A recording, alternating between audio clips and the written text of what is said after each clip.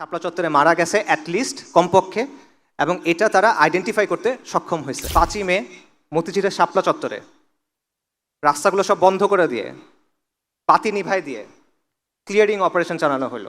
1,57,000 round bullet এবং tear shell সেদিন রাতে ব্যবহার করা হলো। হুকুমদাতা ছিল খুনি হাসিনা। হত্যাকাণ্ডে অংশ নিল কারা? র্যাব, বিজিবি, পুলিশ এবং যুবলীগ। হাসিনা সংসদে দাঁড়ায় বলছিল যে ওরা রং মেখে শুয়েছিল ওখানে, কেউ মারা যায় না ওখানে। এটা তারা বলল যে 61 জন মানুষ শাপলা চত্বরে মারা গেছে অ্যাটলিস্ট কমপক্ষে। শাপলা কেবলমাত্র শাহবাগের প্রতিক্রিয়া না, শাপলা কেবল একদিনের আন্দোলন না, শাপলা হলো ফিরিঙ্গিদের চাপায় দেওয়া সেকুলার ব্যবস্থার বিরুদ্ধে, ফিরিঙ্গিদের চাপায় দেওয়া নিজামের বিরুদ্ধে বিদ্রোহ করে নিজামে ইসলাম কায়েম করার তামান্না। 5ই অগস্টের কথা চিন্তা করেন, তখন অনেক মানুষের একটা প্রশ্ন ছিল, এই লং মার্চ হবে, সবাই কি আসবে, এই যে হাসিনা সে কি আসলে যাবে? তখন আমি একটা লেখা লিখছিলাম, তখন আমি বলছিলাম এত কিছু চিন্তা করার দরকার নাই, কে ডাক দিল কে ডাক দিল না, কে কালকে থাকলো কে কালকে থাকলো না, এগুলো নিয়ে চিন্তা করেন না, রাস্তায় নেমে যান। ইতিহাস সাক্ষ্য দেয় এখানে 550 বছর মুসলিমদের শাসন ছিল, ইনশাল্লাহ এখানে আবার ইসলামী শাসন কায়েম হবে। বিসমিল্লাহ ওয়াসসালাতু ওয়াসসালামু আলা রাসূলিল্লাহ ওয়া আলা আলিহি ওয়া সাহবিহি ওয়া সাল্লামা তাসলিমান কাসীরা, আম্মা বাদ। রাব্বি ইশরাহ লি সাদরি ওয়া ইয়াসসির লি আমরি ওয়াহলুল উকদাতাম মিন লিসানি ইয়াফকাহু কাওলি। আসসালামু আলাইকুম ওয়া রাহমাতুল্লাহি ওয়া বারাকাতুহু। আলহামদুলিল্লাহ, আমরা আজকে সবাই এই মজলিসে সহি সালামতে এসে উপস্থিত হতে পারছি, এজন্য আমরা মহান আল্লাহ শুকরিয়া আদায় করি। আল্লাহ সুবহানাহু ওয়া তাআলা না চাইলে এটা সম্ভব হতো না, এটা আল্লাহ সুবহানাহু ওয়া তাআলার রাহমা, এটা আল্লাহ সুবহানাহু ওয়া তাআলার নিয়ামত, তাই আমরা আল্লাহ শুকরিয়া আদায় করি আলহামদুলিল্লাহ। আমরা আয়োজক ভাইদের শুকরিয়া জানাই, তারা অনেক সময় নিয়ে অনেক কষ্ট করে অনেক পরিশ্রম করে এই অনুষ্ঠানের আয়োজন করছেন, আল্লাহ যেন তাদের উত্তম জাযা দেন। এবং আমি আপনাদেরকেও শুকরিয়া জানাই, আমার সামনে আপনারা যারা আছেন। আজকে একটা ছুটির দিন, বাংলাদেশের মানুষ ছুটির দিনে ঘুরতে পছন্দ করে, পরিবারের সাথে সময় কাটাতে পছন্দ করে। আপনারা সেটা না করে এখানে আসছেন, এটা ডেফিনেটলি দিনের জন্য ভালোবাসা থেকে, এই উম্মার জন্য, এই কওমের জন্য, এই দিনের জন্য ভালোবাসা থেকে। তো আল্লাহ আপনাদের নেক নিয়ত কবুল করেন, আপনাদের উত্তম জাযা দেন। একই সাথে আমি একটা বিষয় একটু যোগ করব, সেটা হলো আমাদের এই অনুষ্ঠানগুলোতে আসা বা এই আয়োজনগুলো যেন শুধুমাত্র একদিনের সাময়িক উত্তেজনা না হয়। ব্যাপারটা যেন এরকম না হয় আমরা এখানে আসলাম, কথা শুনলাম, খুব ভালো গেল, বাসায় ফেরত গেলাম, ভুলে গেলাম। ব্যাপারটা যেন এরকম না হয়, তাহলে কিন্তু আসলে খুব একটা লাভ নাই। রাদার ব্যাপারটা এমন হওয়া উচিত, এই আলোচনাগুলো আমরা আসলাম এবং এখান থেকে আমরা কিছু একটা নিয়ে যেতে পারলাম, এমন কিছু যেটা আমার চিন্তার খোরাক হবে, এমন কিছু যেটা আমাকে আমল করতে উদ্বুদ্ধ করবে, নেক আমল করতে উদ্বুদ্ধ করবে এবং দিনের জন্য কাজ করতে উদ্বুদ্ধ করবে। আমাদের মধ্যে দিনের প্রতি ভালোবাসা আছে, কিন্তু শুধুমাত্র ভালোবাসা থাকলে কিন্তু হবে না। আমাদের দিনের জন্য যে ভালোবাসা আছে এটাকে দিনের প্রতি দায়িত্ববোধে পরিণত করতে হবে।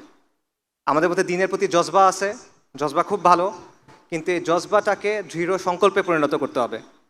আমাদের মধ্যে দিনের জন্য আবেগ আছে, সেই আবেগটাকে ডিসিপ্লিনে পরিণত করতে হবে যাতে আমরা দিনের জন্য প্রপারলি কাজ করতে পারি। এবং আমাদের মধ্যে উত্তেজনা আছে, সেটাকে আমাদের কাজে লাগাতে হবে যাতে করে আমরা দিনের জন্য কুরবানি করতে পারি। তো এই ব্যাপারটা শুধুমাত্র আপনাদের কাজ না, এটা আমাদেরও দায়িত্ব আছে, বক্তাদের দায়িত্ব আছে, শ্রোতাদের দায়িত্ব আছে, আয়োজকদের দায়িত্ব আছে।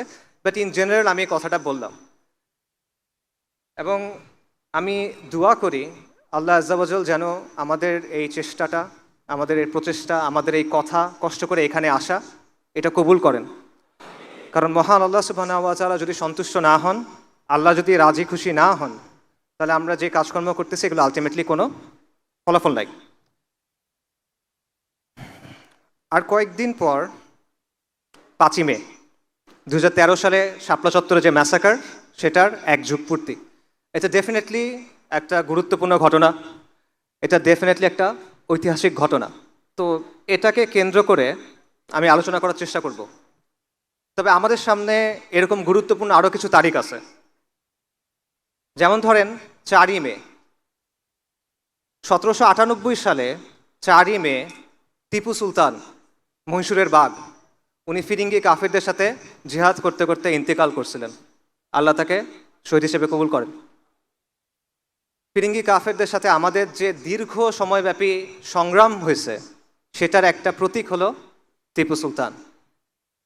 আরেকটা গুরুত্বপূর্ণ তারিখ আছে, 6ই মে 1831 সালে 6ই মেতে বালাকোটের ময়দানে ইমাম সৈয়দ আহমেদ শহীদ এবং শাহ ইসমাইল শহীদ এবং তাদের জামাতের অনেক মুমিন মুজাহিদ শাহাদাত বরণ করছিলেন। এটা আমাদের সবার অনুপ্রেরণার একটা মূল জায়গা। বালাকোট উপমহাদেশে যতগুলো দিনী ধারা আছে সবগুলো কোনো না কোনোভাবে দেখবেন সৈয়দ আহমেদ শহীদের যে মকবুল জামাত, সেটার সাথে তাদের একটা সম্পর্ক আছে। আকাবিরে দেওবন্দ সৈয়দ আহমেদ শহীদের জামাতের সাথে সম্পৃক্ত, আকাবিরে আহলুল হাদিস তারা সৈয়দ আহমেদ শহীদের জামাতের সাথে যুক্ত। ইভেন তাসাউফপন্থী যারা আছেন তাদের মধ্যে যেটা বালাকোটি ধারা, তারা সৈয়দ আহমেদ শহীদের জামাতের সাথে নিজেদের একটা সম্পর্কের কথা বলেন। মাওলানা মওদুদী রাহিমাহুল্লাহ এবং এইরকম যে ধারাটা আছে, তারাও কিন্তু সৈয়দ আহমেদ শহীদের যে জামাত, এটাকে একটা তাজদিদি আন্দোলন হিসেবে গণ্য করেন এবং এটাকে একটা অনুপ্রেরণা হিসেবে নেন।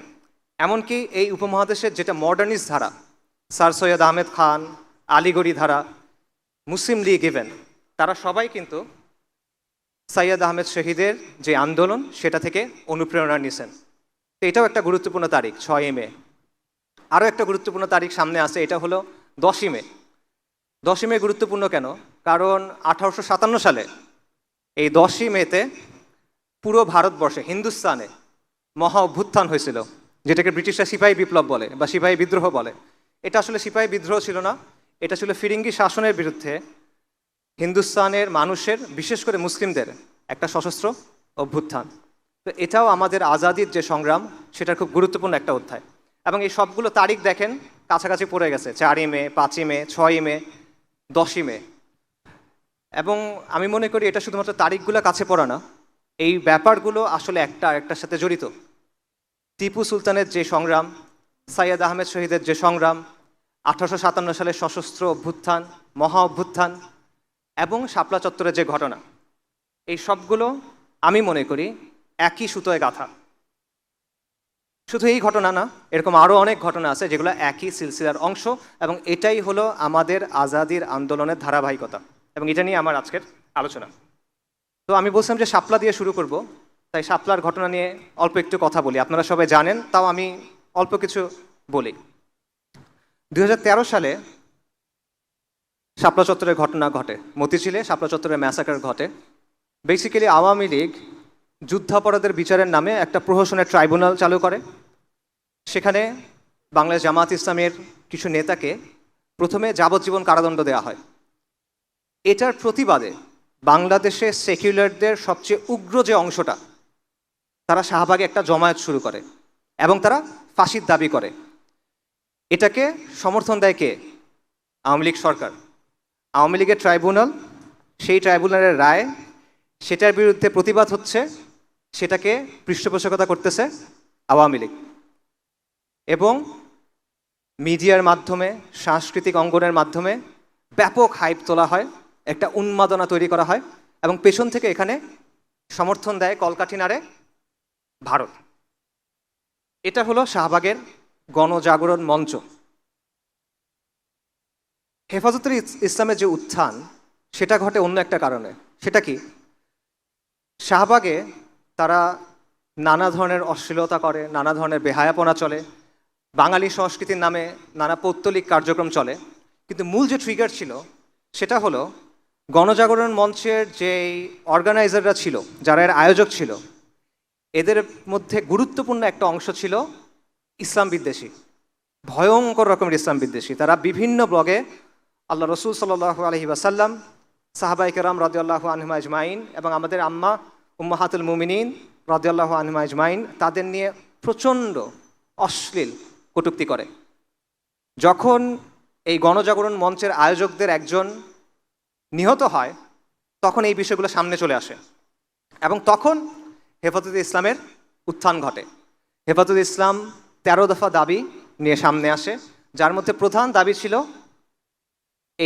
এই ইসলাম অবমাননাকারীদের শাস্তি এবং ব্লাসফেমি আইন প্রণয়ন।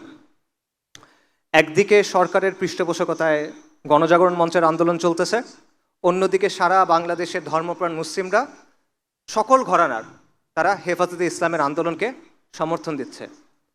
হেফাজতে ইসলামের আন্দোলনের বিভিন্ন কর্মসূচি আসলো। এপ্রিলে লং মার্চ হলো 6 এপ্রিল। তারপর 5ই মে ঢাকা অবরোধ কর্মসূচি ঘোষণা করা হলো। লক্ষ লক্ষ মানুষ আল্লাহ রসুল সাল্লাল্লাহু আলাইহি ওয়াসাল্লামের ভালোবাসায় ঢাকায় আসলো, তসবিহ হাতে নিয়ে, ইমান বুকে নিয়ে, গামছার মধ্যে মুড়ি বেঁধে, জায়নামাজ নিয়ে, মাথায় টুপি দিয়ে তারা আসলো। কেন আসলো? শান্তিপূর্ণভাবে জমায়েত করতে। কারণ তারা আল্লাহ রসুল সাল্লাল্লাহু আলাইহি ওয়াসাল্লামের যে অবমাননা হয়েছে এটা মানতে পারে নাই, এই জন্য তারা আসলো। তাদের সাথে কি করা হইল? 5ই মে মতিঝিলের শাপলা চত্বরে রাস্তাগুলো সব বন্ধ করে দিয়ে, পাতি নিভাই দিয়ে ক্লিয়ারিং অপারেশন চালানো হলো। 1,57,000 রাউন্ড বুলেট এবং টিয়ার শেল সেদিন রাতে ব্যবহার করা হলো এবং সেখানে একটা ম্যাসাকার হলো। এই ম্যাসাকারের হুকুমদাতা ছিল খুনি হাসিনা এবং এটার মূল পরিকল্পনাকারী ছিল, এই নামগুলো আপনারা এখন সবাই চেনেন, জিয়াউল আহসান, আয়নাঘরের কারিগর যাকে বলা হয়, তারেক সিদ্দিকী, শেখ হাসিনার সামরিক সচিব, এরা। এবং এই হত্যাকাণ্ডে অংশ নিল কারা? র্যাব, বিজিবি, পুলিশ এবং যুবলীগ। সরকার দাবি করলো কেউ মারা যায় নাই। ওই সময় কিছু ছবি ভাইরাল হয়েছিল, আপনারা অনেকে দেখছেন। শাপলা চত্বরে পড়ে আছে শরীরে রক্ত, মানুষ মারা যাওয়ার সময় শরীর কাঁপে, ওরকম কাঁপার কিছু ভিডিও ছিল। এগুলোর ব্যাপারে এগুলো ভাইরাল হয়েছিল। তখন হাসিনা সংসদে দাঁড়ায় বলছিল যে ওরা রং মেখে শুয়েছিল ওখানে, কেউ মারা যায় না ওখানে, এটা তারা বলল। কিন্তু বাংলাদেশের একটা মানবাধিকার সংস্থা অধিকার, তারা একটা ফ্যাক্ট ফাইন্ডিং রিপোর্ট করলো এবং তারা রিপোর্টের পর বলল যে 61 জন মানুষ শাপলা চত্বরে মারা গেছে অ্যাটলিস্ট, কমপক্ষে, এবং এটা তারা আইডেন্টিফাই করতে সক্ষম হয়েছে। এই রিপোর্টটা করার কারণে অধিকারের তৎকালীন যিনি প্রধান ছিল তাকে হাসিনা সরকার জেলে দেয়। তিনি এখন বাংলাদেশের একজন উপদেষ্টা, আদিলুর রহমান সাহেব। কিন্তু ওই দিন আসলে কতজন মারা গেছিল এটা এখনো পর্যন্ত নিশ্চিতভাবে বলা যায় না। সম্প্রতি একটা তথ্য পাওয়া গেছে, সেটা হলো 13 সালের মে মাসে আঞ্জুমান মফিদুল ইসলাম, এটা নাম শুনছেন আপনারা? বেওয়ারিশ লাশ দাফন করে। 13 সালের মে মাসে তারা 260 থেকে 270টা অতিরিক্ত বেওয়ারিশ লাশ দাফন করছে। অর্থাৎ 13 সালের মে মাসের আগে এবং পরে অ্যাভারেজে প্রতি মাসে তারা 90 থেকে 110টা বেওয়ারিশ লাশ দাফন করত। কিন্তু ওই মাসে তারা লাশ দাফন করছে 367টা, অর্থাৎ প্রায় 260 থেকে 270টা বেশি ওই মাসে। তাহলে অধিকারের ওখানে আমরা পাচ্ছি 61, এখানে পাচ্ছি 60 বা 260 বা 270, তার মানে 300-র বেশি, অ্যাটলিস্ট 300-র বেশি মুমিন মুসলমান সেদিন সেখানে জীবন দিয়েছেন, আর তারা শহীদ হিসেবে কবুল করেন। এটার প্রতিক্রিয়া কি হয়েছিল? সুরঞ্জিত সেনগুপ্ত, আওয়ামী লীগের মন্ত্রী, সংসদে দাঁড়ায় বলছিল হেফাজত সুবহানাল্লাহ বলতে বলতে পালায় গেছে। বাংলাদেশের পত্রিকাগুলোতে খবর আসছিল ঢাকায় হেফাজতের তাণ্ডব। পত্রিকাগুলো নিউজ করছিল যে হেফাজত নাকি বাইতুল মোকাররমের বইয়ের মার্কেটে ঢুকে কোরআনের মুসহাফে আগুন দিছে। যারা ভিকটিম, এই মিডিয়া তাদেরকে আগ্রাসী হিসেবে প্রেজেন্ট করলো। যারা আল্লাহ রসুল সাল্লাল্লাহু আলাইহি ওয়াসাল্লামের সম্মানের জন্য আসছিল তাদেরকে অপবাদ দিল তারা নাকি কোরআনে আগুন দিছে, নাউজুবিল্লাহ। এবং এত মানুষের নিয়ে কোনো কথা হইল না, তারা হা হুতাশ করলো কি, ঢাকার রাস্তার ডিভাইডারের উপর যে গাছগুলো লাগানো হয় সেই গাছ কাটা হয়েছিল, তারা এটা নিয়ে হা হুতাশ করলো। 300 জনের বেশি মানুষ মারা গেল, এটা নিয়ে কথা নাই। ঢাকার রাস্তায় গাছ কাটা হয়েছে, এটা নিয়ে তাদের আফসোস। এটা হলো আমাদের দেশের সুশীল সমাজ, এটা হলো আমাদের দেশের মিডিয়া, এটা হলো আমাদের দেশের সাংস্কৃতিক অঙ্গনের বাস্তবতা। এই শহীদদের মধ্যে একজন ছিল বুয়েটের ছাত্র রেহান আহসান। একটা বুয়েটের ছাত্র রাষ্ট্রীয় বাহিনীর গুলিতে মারা গেছে, এটা যদি অন্য কোনো প্রেক্ষাপটে ঘটতো পুরো বাংলাদেশ কেঁপে উঠত, পুরো বাংলাদেশে আন্দোলন হতো, সবার মুখে মুখেই কথাটা থাকতো। রেহান আহসানকে নিয়ে কোনো কথা হয় নাই। কেন হয় নাই? কারণ সে ইসলামের জন্য গেছিল এখানে, কারণ সে মুসলিম পরিচয় নিয়ে গেছিল, কারণ সে হুজুরদের সাথে গেছিল, কারণ সে আল্লাহ রসুল সাল্লাল্লাহু আলাইহি ওয়াসাল্লামের শান এবং মানের জন্য, মর্যাদার জন্য সেদিন সেখানে গেছিল এবং প্রাণ দিতে হয়েছিল। হেফাজতের শাপলা চত্বরের এই ঘটনার সিগনিফিকেন্স কি? এটা সিগনিফিকেন্স হলো 1/11 পর তো হাসিনা মোট 3 টার্ম ছিল, রাইট? 3 মেয়াদ সে ছিল। প্রথম মেয়াদের দুটা ঘটনা খুব সিগনিফিকেন্ট। একটা হলো পিলখানার ঘটনা, একটা হলো শাপলা চত্বরের ঘটনা।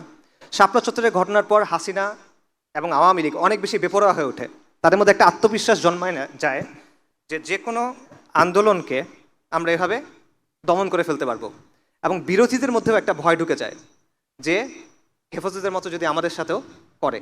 এবং এর ফলে যেটা হলো, আওয়ামী, যেটাকে সবাই আওয়ামী ফ্যাসিবাদ বলে, আমি আওয়ামী জাহেলিয়াত বলি, আওয়ামী জাহেলিয়াত এই শাপলা চত্বরের ঘটনার পর একটা অ্যাডভান্স স্টেজে প্রবেশ করলো। এবং এই সময় যে বাংলাদেশের সমাজ এটা নিয়ে কথা বলে নাই, বাংলাদেশে বিশেষ করে বাংলাদেশের আরবান মিডল ক্লাস মানে শহুরে মধ্যবিত্ত শ্রেণী, তারা যে এটা নিয়ে কথা বলে নাই, এটার মাসুল পুরা বাংলাদেশকে দিতে হয়েছে আরও 11 বছর পর্যন্ত, 2024 সাল পর্যন্ত। আজকে 12 বছর পার হয়ে গেছে, এখনও রেহান আহসানদের হত্যার বিচার হয় নাই, এখনও শাপলা চত্বরের গণহত্যার বিচার হয় নাই, অবমাননাও এখন বন্ধ হয় নাই। এখনও রাখাল রাহার মতো অনেক মানুষ আল্লাহ এবং তার রসুল সাল্লাল্লাহু আলাইহি ওয়াসাল্লামকে নিয়ে অবমাননার কথা বলে। এখনও এটা বাংলাদেশে চলতেছে। শাপলাকে কিভাবে দেখা উচিত, শাপলা চত্বরের ঘটনাটাকে কিভাবে দেখা উচিত? এটা দুইভাবে দেখা যায়। এটা একটা দেখার উপায় হলো যে একদিকে শাহবাগে উগ্র সেকুলারদের উত্থান ঘটছিল, এবং এটার প্রতিক্রিয়া হিসেবে বাংলাদেশের রক্ষণশীল যে সমাজ, বাংলাদেশের ধর্মপ্রাণ যে অংশটা, এটার প্রতিক্রিয়া হিসেবে তাদের প্রতিক্রিয়া ছিল হেফাজত ইসলামের আন্দোলন। এটা হলো একটা দৃষ্টিভঙ্গি, এবং এই আন্দোলনটাকে হাসিনা মোকাবেলা করার জন্য প্রচণ্ড রাষ্ট্রীয় শক্তি ব্যবহার করছিল, যে কারণে এই ম্যাসাকার ঘটছে। এটা হলো একটা দৃষ্টিভঙ্গি। কিন্তু আমি ব্যাপারটা এভাবে দেখি না। আমার কাছে শাপলা একটা সংগঠনের একটা কর্মসূচি না, আমার কাছে শাপলা একটা দিনের একটাও ঘটনার না। আমার কাছে শাপলা হলো একটা চেতনার নাম, একটা আদর্শের নাম, এবং একটা স্বপ্নের নাম। শাপলা হলো অনেক লম্বা একটা সংগ্রামের একটা ধারাবাহিকতা, যেটা এখনো শেষ হয় না, যেটা আরও চলবে। শাপলা হলো কুফরি নিজামের বিরুদ্ধে, কুফরি শক্তির বিরুদ্ধে এই কওমের এবং এই জমিনের যে মুসলিমরা আছে তাদের যেই ক্রমাগত সংগ্রাম, তাদের যে ক্রমাগত আন্দোলন, সেটার একটা ধারাবাহিকতা, যেটা বহু শতাব্দী ধরে চলমান। এবং এটারই একটা অধ্যায় হলো শাপলা চত্বর। এটা আমার মত। এবং এই সংগ্রামটাকেই আমি বলতেছি আমাদের আজাদির সংগ্রাম, এবং এটা নিয়ে আজকে আলোচনা। আজাদির আন্দোলন বা আজাদির সংগ্রাম, এটা দুটো অর্থ হয়। একটা অর্থ হলো প্রচলিত অর্থ, যে স্বাধীনতার আন্দোলন, যে আমাদের 200 বছর ইংরেজদের শাসন ছিল, এরপর আমরা উপমহাদেশের মুসলিমরা বা হিন্দুস্তানের মুসলিমরা তার একটা নিজস্ব রাষ্ট্র পাইছে পাকিস্তান, এটা একটা আজাদি ছিল। 71 সালে বাংলাদেশ হয়েছে, এটা একটা আজাদি ছিল। তারপর হাসিনার আওয়ামী জাহিলিয়াতের পরে 24 সালে হাসিনার পতন হয়েছে, এটাও একটা আজাদি। এটা একটা ব্যাখ্যা আছে, আমি এটা মনে করি না। আমার মতে আমি আজাদি শব্দটা অন্য একটা অর্থে ব্যবহার করতেছি। সেটা হলো আজাদির আন্দোলন হলো ওই আন্দোলন যেটা এই জমিনের মুসলিমরা শুরু থেকে করে আসতেছে, এবং এই আন্দোলন এখনো শেষ হয় নাই। এই জমিনে মুসলিমদের হিস্ট্রি যদি আপনি দেখেন, তাহলে দেখবেন ক্রমাগত এখানে দুয়াত আসছেন, ক্রমাগত এখানে অলি আউলিয়ারা আসছেন, ক্রমাগত এখানে মাশায়েখরা আসছেন, এবং তারা এখানে মজলুম মানুষের পক্ষে দাঁড়াইছেন। তারা এখানে কুফরি এবং শিরকি শক্তির বিরুদ্ধে প্রতিরোধ গড়ে তুলছেন, দাওয়ার কাজ করছেন, ইসলার কাজ করছেন, জিহাদের কাজ করছেন, এবং এই কন্টিনিউয়াস একটা ধারা আপনি দেখবেন চলমান। আমি মনে করি এইটা হলো আমাদের আজাদির আন্দোলন, কারণ আজাদির অর্থ হলো মুক্তি, রাইট? তো মানুষের মুক্তি কখন আসে? মানুষের মুক্তি কোন সময় আসে? মানুষের মুক্তি আসে যখন সে কুফর এবং শিরকের অন্ধকার থেকে বের হয়ে তাওহীদ এবং ঈমানের আলোতে আসে। এটার বাইরে তো আর কোনো মুক্তি নাই। এটার বাইরে দুনিয়াবি সেন্সে অনেক মুক্তি আছে, কিন্তু আলটিমেট যে সেন্স, চিরন্তন যে অর্থ, সেই অর্থে মুক্তি তো এটাই। বাংলা এই বঙ্গভূমিতে, মুসলিম বঙ্গে কন্টিনিউয়াসলি যে ওলামায়ে কেরাম আসছেন, মুজাদ্দিদগণ আসছেন, দায়ীগণ আসছেন, তারা কিসের জন্য এতগুলো কষ্ট করছেন? তারা কিসের জন্য এত কাজ করছেন? কাদেসিয়ার যুদ্ধের একটা বিখ্যাত ঘটনা আছে, আপনারা সবাই জানেন। ইসলামী খিলাফা যখন পারস্য সাম্রাজ্যকে আক্রমণ করলো, মহাবীর রুস্তম তার সামনে মুসলিমদের একজন প্রতিনিধি গেলেন। প্রতিনিধির নাম হলো সাহাবী রবি ইবনু আমর রাদিয়াল্লাহু আনহু। রুস্তম তাকে জিজ্ঞেস করলেন যে তোমরা এখানে কেন আসছো, কি চাও তোমরা মুসলিমরা? উনি তখন বললেন, আমাদেরকে আল্লাহ পাঠাইছেন, আমরা আসছি মানুষকে মানুষের গোলামি থেকে বের করে এক আল্লাহর গোলামির দিকে নেয়ার জন্য। আমরা আসছি মানুষকে দুনিয়ার সংকীর্ণতা থেকে বের করে দুনিয়া এবং আখিরাতের প্রশস্ততার দিকে নেয়ার জন্য। আমরা আসছি ধর্মের অন্যায় এবং অবিচার থেকে মানুষকে দিন ইসলামের আদল এবং ইনসাফের দিকে আনার জন্য। আল্লাহ আমাদেরকে পাঠাইছে তার দিন সহ যেন সমগ্র মখলুকের কাছে আমরা এই দিনের দাওয়াত নিয়ে যাই। এই জন্যই সাহাবায়ে কেরাম পুরো বিশ্বে দাওয়াত নিয়ে ছড়ায় পড়ছিলেন। এই জন্যই বারবার এই ভূমিতে মুজাদ্দিদগণ আসছেন, দায়ীগণ আসছেন, মাশায়েখগণ আসছেন। এই জন্যই তো তারা কাজ করে গেছেন। তো এটাই হলো ওই ধারা, এটাই হলো ওই সিলসিলা যেটার কথা আমরা বলতেছি। আমরা জাতি রাষ্ট্রকেন্দ্রিক যেই স্বাধীনতা সেটার কথা আমি বলতেছি না, আমি বলতেছি জাহেলিয়াতের অন্ধকার থেকে দিন ইসলামে আসার যে স্বাধীনতা সেটার কথা। এবং এই আজাদির আন্দোলন চলমান, এটা এখনো শেষ হয় নাই। জাতি রাষ্ট্রকেন্দ্রিক আজাদির আন্দোলন শেষ হয়ে গেছে, এটা আপনি বলতে পারেন, কিন্তু দিন ইসলামের জন্য যে আন্দোলন, সেই আন্দোলন এখনো শেষ হয় নাই। এই আন্দোলন কখন শেষ হবে? যখন আমরা মানুষের বাদ মতবাদ ফেলে দিয়ে এক আল্লাহর কালামের দিকে যাব, যখন আমরা তন্ত্রমন্ত্র ফেলে দিয়ে কোরআনের শাসনের দিকে যাব, যখন আল্লাহর জমিনে গায়রুল্লাহ শাসন বাদ দিয়ে আমরা এক আল্লাহর যে বিধান সেটা যখন কায়েম হবে, তখন এই আন্দোলন শেষ হবে। তার আগ পর্যন্ত এই আন্দোলন চলমান থাকবে। তো সেই আন্দোলনের কথা আমি বলতেছি। তো এখানে একটা কথা বলে রাখি, আজকে আমি কি আলোচনা করবো এটা নিয়ে যখন কথা হচ্ছিল, তখন অর্গানাইজার ভাইরা আমাকে বলতেছিলেন যে আলোচনায় আদব এবং আখলাক নিয়ে কিছু নাসিহা করার জন্য। এটা আসলে আমার কাছে একটু খারাপ লাগছে। আদব আখলাক নিয়ে আলোচনা করাটা খারাপ লাগার কিছু না, এটা তো দিন ইসলামের অংশ। অবশ্যই এটা নিয়ে অনেক আলোচনা হবে। নবী সাল্লাল্লাহু আলাইহি ওয়াসাল্লামের হাদিস আছে, মুয়াত্তা মালিকে আসছে, যেটার বক্তব্যটা হলো এরকম যে নবী সাল্লাল্লাহু আলাইহি ওয়াসাল্লামকে পাঠানো হয়েছে সুন্দর চরিত্রকে পরিপূর্ণতা দেওয়ার জন্য। তো আদব এবং আখলাক, সুন্দর আদব এবং আখলাক, এটা তো দিন ইসলামের অংশ, অপরিহার্য অংশ। এটা সবসময় আমাদের আলোচনার মধ্যে থাকবে, এটা নিয়ে কোনো সমস্যা নাই। এটার জন্য আমার খারাপ লাগে নাই। আমার খারাপ লাগছে কারণ ভাইরা এই কথাটা বলতেছেন, কারণ ভাইরা মনে করতেছেন যে ভাইরা এখানে আসবেন তাদের জন্য এই নসিহাটা একটু বিশেষভাবে গুরুত্বপূর্ণ, এবং এটা বাস্তব। কারণ আমরা দিনের কথা বলি, আমরা দিনের বিজয়ের কথা বলি, আমরা দিনের জন্য কাজের কথা বলি, কিন্তু আমাদের আচার আচরণের ক্ষেত্রে, আমাদের কথার ক্ষেত্রে, আমাদের আখলাকের ক্ষেত্রে নবী সাল্লাল্লাহু আলাইহি ওয়াসাল্লামের সুন্নাহর উপস্থিতি অনেক সময় থাকে না। আমরা কথা বলার সময় অনেক সময় উগ্র হয়ে যাই, আমরা অনেক সময় মানুষের উপর এমন একটা ইলজাম দেই, একটা অভিযোগ দেই যেটা আসলে জাস্টিফাইড না। এগুলো কোনোটাই তো নবী সাল্লাল্লাহু আলাইহি ওয়াসাল্লামের সুন্নাহর সাথে মেলে না, এগুলো তো কোনোটাই একজন মুসলিমের সিফাত হওয়া উচিত না, কিন্তু বারবার আমাদের থেকে এটা হয়। এটা তো বাহ্যিক সুন্নাহ, যেভাবে আপনার পোশাক, আপনি পোশাকের মধ্যে সুন্নাহ পালন করার চেষ্টা করতেছেন, আপনার আদব আখলাকের মধ্যে তো এটা থাকার কথা, কিন্তু আনফর্চুনেটলি এটা আমাদের অনেকের মধ্যে থাকে না। এখন আপনারা যুক্তি দিতে পারেন যে আপনি আমাদেরকে এটা বলতেছেন অমুকরাও তো এরকম করে, তমুকরাও তো করে, ওদের আচরণ আরও খারাপ, ওদের আখলাক আরও খারাপ। হ্যাঁ সত্য, তাতে কি হয়েছে? এটা তো আপনার জন্য দলিল না। আরেকজনের কাজ দিয়ে তো আপনাকে বিচার করা হবে না। আপনার বিচার হবে আপনার জ্ঞান বুদ্ধি অনুযায়ী, আপনার বিচার হবে আপনার ইলম অনুযায়ী, আপনার বিচার হবে আপনার প্রেক্ষাপট অনুযায়ী। আরেকজন একটা ভুল কাজ করলে এটা তো আপনার ভুল করার জন্য দলিল হয়ে যায় না। এই জবাব কি আপনি আল্লাহ সুবহানাহু ওয়া তাআলাকে দিতে পারবেন? অমুক এটা করছিল তাই আমি এটা করছি? তো এই বিষয়টা মাথায় রাখা। আমি আপনাদের আদব আখলাক নিয়ে নাসিহা করবো না আসলে, এটা আপনারা নিয়মতান্ত্রিকভাবে ওলামায়ে কেরামের কাছ থেকে শুনবেন, জানবেন, দেখবেন, দেখে শিখবেন, বই পড়বেন। আমি যেটা করব সেটা হলো আপনাদেরকে আপনাদের যে শেকড়, আপনার যে পরিচয়, আপনাদের যে বংশ, সেটা চেনে দিব। কারণ আমাদের অবস্থাটা হয়েছে, আমরা অনেক রইস ফ্যামিলির মানুষ, আমরা অনেক সম্ভ্রান্ত এক সিলসিলার সন্তান, কিন্তু আমাদের পরিচয়টা আমরা ভুলে গেছি, আমাদের শেকড়টা আমরা ভুলে গেছি, আমাদের বংশ পরিচয়টা আমাদেরকে ভুলায় দেওয়া হয়েছে। এবং আমাদের অবস্থা হয়েছে সব কিছু ভুলে আমরা পথে ঘাটে ঘুরে বেড়াচ্ছি এবং আমাদের আচরণ ওরকম হয়ে গেছে।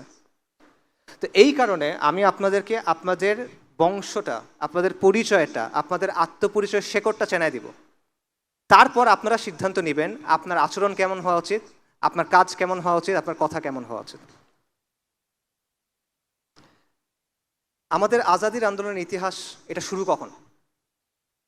আমরা জানি যে বাংলায় মুসলিম শাসন শুরু হলো ইখতিয়ার উদ্দিন মোহাম্মদ বিন বখতিয়ার খিলজির যে অভিযান, তারপর 1203-এর পর। কিন্তু এর বহু আগে বাংলায় কিন্তু ইসলাম আসছে। কত আগে? রংপুরে লালমনিরহাটে একটা মসজিদ আছে, সাহাবা মসজিদ বলা হয়। এটা 69 হিজরিতে তৈরি। 69 হিজরি মানে বোঝেন কত আগে? কারবালাতে সাইয়েদিনা হুসাইন রাদিয়াল্লাহু আনহু যখন শহীদ হইলেন, সেটা কত সালের ঘটনা? 61 হিজরি। তার 8 বছর পরে হলো 69 হিজরি। 69 হিজরি মানে সাহাবায়ে কেরাম তখনও দুনিয়াতে আছেন রাদিয়াল্লাহু আনহুম আজমাইন। মুহাম্মদ বিন কাসেম সিন্ধু বিজয় করছেন কখন? উনি বিজয় করছেন 92 হিজরিতে। তারও 23 বছর আগে হলো 69 হিজরি। 4 মাযহাবের যে ইমাম আছেন তাদের মধ্যে সবার আগে জন্মকার ইমাম আবু হানিফা, তার জন্ম কখন? 80 হিজরিতে। 69 হিজরি তার 11 বছর আগের কথা। 69 হিজরিতে এখানে মসজিদ ছিল মানে এখানে মুসলিম ছিল। মসজিদ ছিল মানে ধারণা করা হয় সেই মসজিদের চারপাশে মুসলিম জনপদ ছিল। তাহলে কত আগে থেকে এখানে ইসলাম আছে চিন্তা করেন। ইসলামের শেকড়টা কত পুরনো চিন্তা করেন। আমাদের যে ইসলাম এটা কি নদিয়ার ইসলাম? আমাদের ইসলামের যে শেকড় এটা কি লোকায়ত ইসলামের শেকড়? আমাদের ইসলামের হলো সাহাবায়ে কেরামের ইসলাম, তাবেঈনদের সময়ের ইসলাম। তো আমাদের আজাদির আন্দোলনের শুরুটা সেখানে 69 হিজরিতে অ্যাটলিস্ট, বা তারও আগে যাবে। এবং এই সময়ের পরে মুসলিম শাসন কায়েম হওয়ার আগেও শত শত বছর ধরে বহু দায়ী, বহু মাশায়েখ, বহু অলি আউলিয়া এই জমিনে আসছেন। তারা এখানে দাওয়াতের কাজ করছেন, ইসলাহার কাজ করছেন, সংগ্রাম করছেন, জিহাদও করছেন। এবং এরকম অনেক ঘটনা আপনারা জানেন, এরকম অনেক ঘটনা বাংলায় প্রচলিত আছে। আমি আপনাদের কয়েকটা এক্সাম্পল দিই। যেমন বাবা আদম শহীদের নাম আপনারা অনেকে হয়তো বা শুনবেন, বিশেষ করে বিক্রমপুর, মুন্সিগঞ্জ এই অঞ্চলের মানুষ যারা। তার ব্যাপারে প্রচলিত আছে যে সেন রাজাদের যখন শাসন চলতেছিল তখন তারা মুসলিমদের উপর অনেক বেশি অত্যাচার করত। এই অত্যাচারের খবর জেনে বাবা আদম শহীদ একটা সেনাবাহিনী নিয়ে এখানে আসছিলেন তাদের সাথে ফাইট করার জন্য। এবং সেই যুদ্ধে তিনি শহীদ হয়ে যান। কিন্তু তিনি শহীদ হয়ে যাওয়ার পর পুরো বিক্রমপুরের মানুষ ইসলাম গ্রহণ করে। এটা প্রচলিত আছে। এটা কখনের ঘটনা? এটা হলো 1200 শতাব্দীর ঘটনা। আপনারা হজরত শাহ মাখদুম রহমতুল্লাহ আলাইহি তার কথা জানেন, বিশেষ করে রাজশাহীর মানুষ তার কথা জানবেন। তার হিস্ট্রি কি?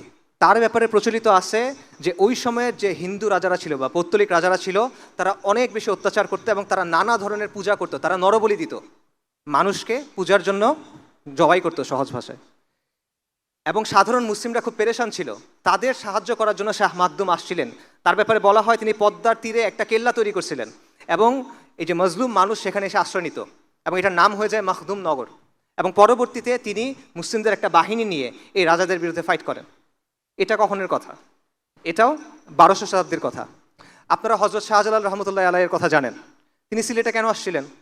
রাজা গৌরগোবিন্দ ছিল, তার শাসনামলে একজন মুসলিম তার ছেলের আকিকা করছিল গরু জবাই দিয়ে, বলা হয় তার নাম বুরহান উদ্দিন। এটা যখন রাজা শুনছে ওই ছেলেকে মেরে ফেলছে এবং মুসলিমদের উপর অত্যাচার করা শুরু করছে। এই খবর শুনে সুলতান ফিরোজ শাহ বাহিনী পাঠাচ্ছেন যে একে পরাজিত করার জন্য, কিন্তু পরাজিত হচ্ছে না। তখন হজরত শাহজালাল, হজরত শাহপরান এবং তার সাথে আরও 300 জনের বেশি তারা আসছেন এবং আল্লাহর ইচ্ছায় পরাজিত করছেন। কাজেই আপনি দেখেন যে এরকম আরও অনেক দায়ীগণ বাংলায় আসছেন, দাওয়াতি কাজ করছেন, তারা সাধারণ মানুষের পাশে দাঁড়াইছেন, তারা নানাভাবে নানা বাধার মোকাবেলা করছেন। এবং বাংলায় মুসলিম শাসন প্রতিষ্ঠার অনেক আগেই এইখানে ইসলামের জন্য লড়াই শুরু হয়ে গেছিল, যার প্রমাণ আমি আপনাদের কয়েকটা ঘটনা মাত্র বললাম। যুগে যুগে আউলিয়াগণ, দায়ীগণ, মুজাহিদগণ, মুজাদ্দিদগণ এই লড়াইটা চালায় গেছেন। এটা আমাদের আজাদির আন্দোলনের ধারাবাহিকতা। এবং এই যে তাদের মেহনত, এই যে তাদের কুরবানি, এটার ফলে কি হলো? 1203 সালে ইখতিয়ার উদ্দিন মোহাম্মদ বিন বখতিয়ার খিলজি রাহিমাহুল্লাহ তিনি বাংলা দখল করলেন। তার দখল করাটা এটা হঠাৎ ঘটে যাওয়ার ঘটনা না ভাই।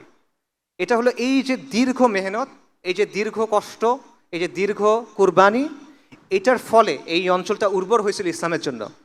এবং এটা যখন উর্বর হয়েছে তখন বাইরে থেকে যখন সাহায্য আসছে, আলহামদুলিল্লাহ এখানে মুসলিমরা কর্তৃত্ব অর্জন করছে। এবং এর 100 বছরের মধ্যে সমগ্র বাংলা মুসলিম শাসনের অধীনে চলে আসছে। এবং বাংলায় 550 বছর মুসলিমদের শাসন ছিল। সুলতানি আমল ছিল, তারপর শেরশাহর কিছু শাসন ছিল, 12 ভূঁইয়ার শাসন ছিল, মুঘল আমলে সুবা বাংলা ছিল, তারপর বাংলার নবাবদের শাসন ছিল। এবং এই সময়টা ছিল এই ভূখণ্ডের সবচেয়ে সমৃদ্ধ সময়। এই সময়টা ছিল যখন বাংলা ছিল পুরো পৃথিবীর একটা কসমোপলিটন হাব। এখন যেমন মানুষ ইউরোপে যায়, এখন যেমন মানুষ ব্যবসার জন্য আমেরিকাতে যায়, তখন মানুষ এখানে আসতো। ইবনে বতুতার বিখ্যাত লেখা আছে রেহলা, সেখানে উনি এই বাংলার ব্যাপারে আলোচনা করছেন। উনি বলতেছেন যে এইটার মতো জায়গায় আমি আর দেখি নাই। এখানে যে যত ডাইভার্স, এত বিভিন্ন পণ্য পাওয়া যায় এটা আমি আর কোথাও দেখি নাই, এত কমে কোথাও পাওয়া যায় এটা আমি দেখি নাই। একজন ফ্রেঞ্চ পর্যটক আছে, সে বলছে বাংলা হলো প্রাচুর্যের জায়গা, প্রাচুর্যের জমি। এখান থেকে যে পরিমাণ জিনিস রপ্তানি হয়, আর কোনো জায়গা থেকে আমি দেখিনি এত জায়গার জিনিস রপ্তানি হতে। এটা ছিল এই বাংলা।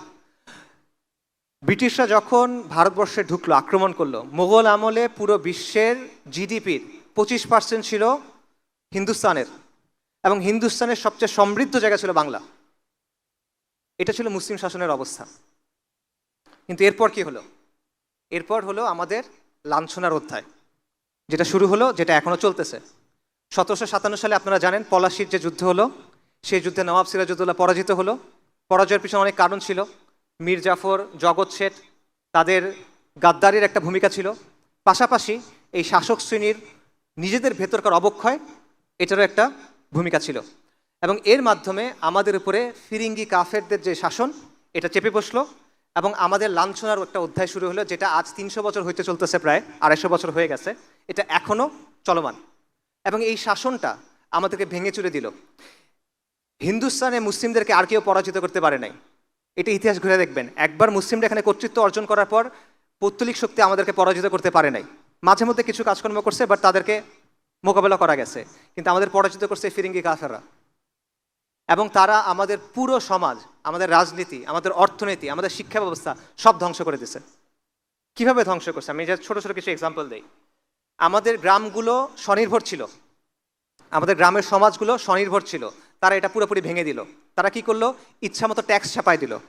এবং আগে গ্রামগুলো এক হয়ে ট্যাক্স দিত, মানে পুরো গ্রাম একসাথে ট্যাক্স আদায় করতো। এখন তারা ঘরে ঘরে আলাদা করে ট্যাক্স নেওয়া শুরু করলো। এবং আগে পণ্য দিয়ে ট্যাক্স আদায় করা যেত, কৃষক তার ধান দিয়ে ট্যাক্স আদায় করবে। এখন হলো যে না, মুদ্রা দিয়ে ট্যাক্স আদায় করতে হবে। এইভাবে গ্রামের যে স্বনির্ভর অর্থনীতি ছিল সেটা ভেঙে গেল। তারা আমাদের কাছ থেকে ট্যাক্স নিত, সেই ট্যাক্সের টাকা দিয়ে আমাদের বানানো জিনিস কিনতো কম দামে।